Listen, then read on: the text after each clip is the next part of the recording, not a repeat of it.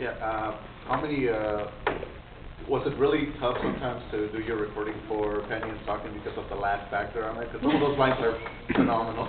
I looked down on Panty and Stocking because it was so high energy and we all had to speak so fast that other actors couldn't keep up.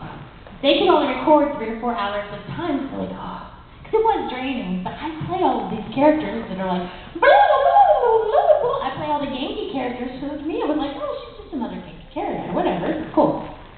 So I would go in first, because Colleen's like, well, you could do more than 3 hours at a time, so let's bring her. So I would giggle because Chuck was the only one that came in before me. So I've heard more of Chuck than anybody has, because when he was mixed, like when the whole thing was mixed, he kind of falls into the background and you don't get to hear him as much.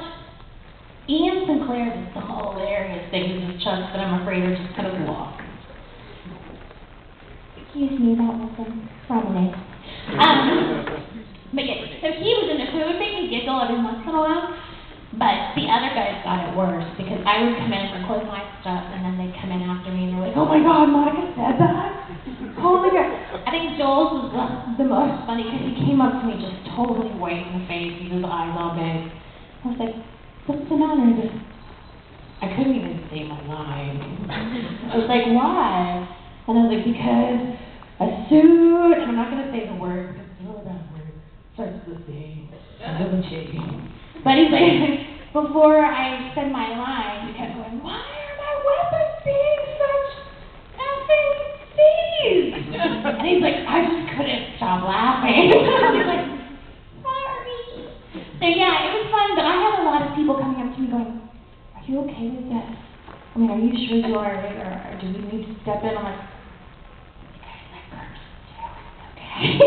You know what, I guess nobody, it's so shocking to hear it in my voice that people are really worried about my safety and well-being. And I'm like, I realize it, but I am a grown woman. They didn't hire a 13-year-old to do that. Like, it was me. It sounds like it. Right, it sounds like it, but I go through that a lot, though. There's a lot of people who are like, how could they make that child do that? For a moment, just that kid. Sorry. Who else has questions? Yeah. Could you do the Shino voice from Chaos Head for me? Chaos Head? Chaos Head. Oh, Chaos Head.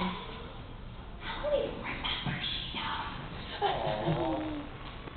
Chaos Head. Remind me of what Chaos Head is.